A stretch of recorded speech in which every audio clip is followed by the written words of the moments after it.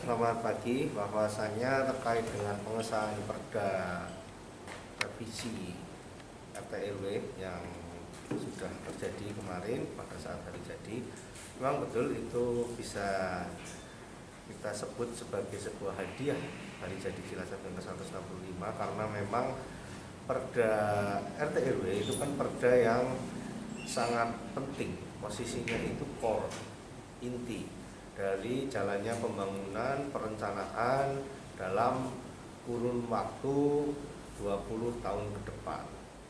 Ini maka mungkin di dalam pembahasan itu banyak dinamika. Dinamika yang terjadi itu memang karena bentuk kehati-hatian dari DPRD yang diwakili oleh teman-teman pansus. Bahkan pansusnya ini sudah 2 periode. Nah, katakan gitu karena memang perda ini pernah dibahas di periode yang 2014-2019, waktu itu pansus 27, dan karena masa periodisasinya dari anggota dewan berakhir, maka kemudian otomatis sesuai aturan kita tidak bisa carry over perda itu ke periode selanjutnya. Jadi harus ada pembentukan pansus lagi, dan dibentuklah pansus 4 yang ditugasi oleh DPRD selaku representasi dari masyarakat untuk bisa membahas perda ini lebih lanjut. Dan dinamika di dalam pansus itu pun cukup baik menurut saya. Artinya karena kehati-hatian dan ketelitian itu bukan kita memang sengaja membuat lama. Kita tahu betul bahwa perda itu betul-betul ditunggu oleh para investor dan juga perencana pembangunan di Kabupaten Cilacap.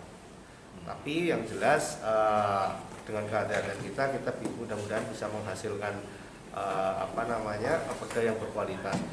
Kita tidak sendiri dalam pembahasan itu, ada rapat internal di pansus, kemudian kita juga melibatkan tenaga ahli, kita melibatkan Universitas Diponegoro, kita melibatkan Universitas Gajah Mada, kita juga melibatkan beberapa praktisi perencana pembangunan, para planolog, yang ini jadi memperkaya khasanah pembahasan di dalam perda tersebut.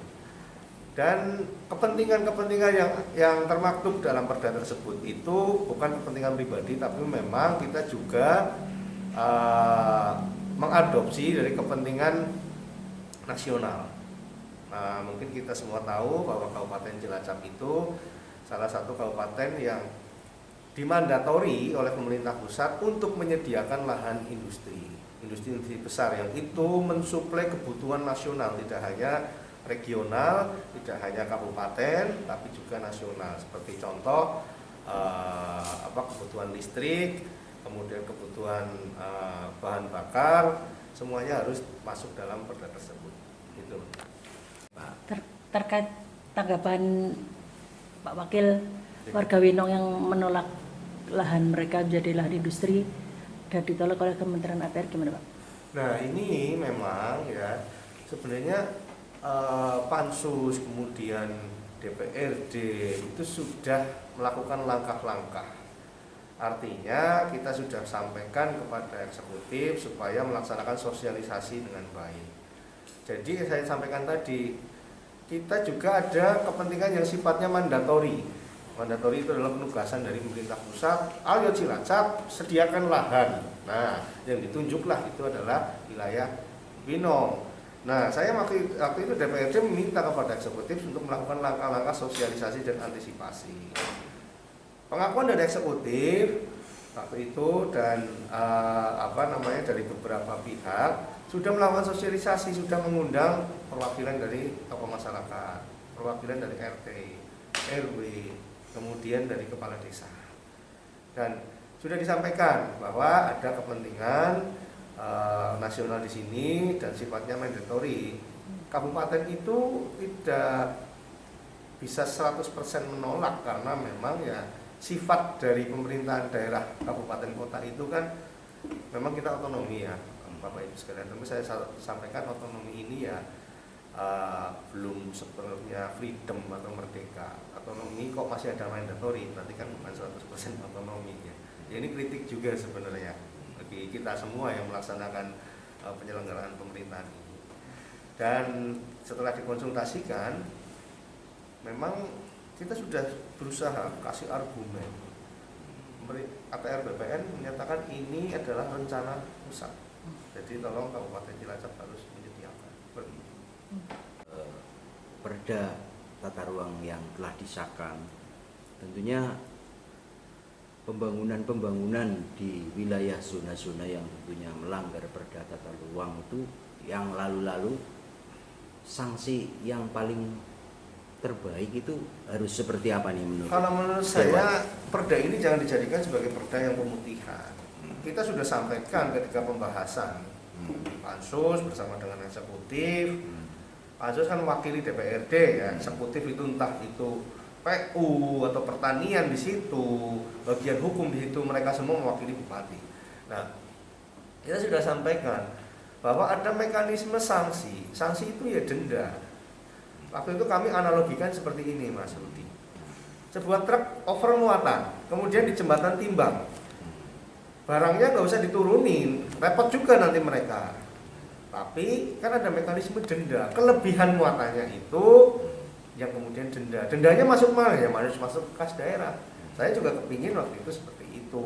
Jangan pemutihan, tapi ada mekanisme seperti itu. Ya. Oke Pak Sindi, ini salah satu sampel saja mungkin kalau kita histori ke wilayahnya Pak Sindi ya. Ada beberapa rumah sakit, Brasilia Medical Center, kemudian rumah makan dan lain sebagainya. Itu dengan kondisi pelanggaran-pelanggaran yang diduga melanggar di sana itu, menurut Pak Sindi yang rumah sakit sebegitu megah gimana itu Pak? Kalau menurut saya rumah sakit itu belum melanggar, Mas, karena belum beroperasi. Oh kayak gitu ya. Yang perluasan rumah makan Sari Rasa itu juga belum melanggar karena belakangnya belum beroperasi. Ya, kecuali sudah beroperasi. Jadi kalau memang perda ini menyatakan ruang itu harus tetap hijau daerah resapan, ya tinggal dibongkar saja. Jadi tidak ada pelanggaran di situ karena belum ada izin. Yang keliru adalah ketika ini lahannya hijau untuk pertanian, kemudian saya mendirikan rumah sakit di situ, kemudian saya sudah beroperasi, dapat profit, lagi itu pelanggaran. Tapi ini kan belum seperti itu. Perda tata ruang yang sudah disahkan untuk Kabupaten Cilacap tercinta yang lebih baik ke depan gimana Pak? Harapan kami tentu saja nanti perda ini kan sudah selaras dengan Undang-Undang Cipta Kerja sebagai bentuk support investasi yang akhirnya adalah penyediaan lapangan kerja. Nah, segera nanti disusun secara administratif, evaluasi gubernur, kemudian sampai kepada penomoran registrasi, dan setelah itu yang tidak kalah penting adalah nanti kan akan muncul peraturan bupati. Nah, yang hal-hal teknis yang tidak teratur di perda itu nanti juga diatur di peraturan-peraturan turunan lainnya, termasuk rencana detail tata ruang sebenarnya seperti itu. Oke, terima kasih Pak Sindi. Ya, terima kasih.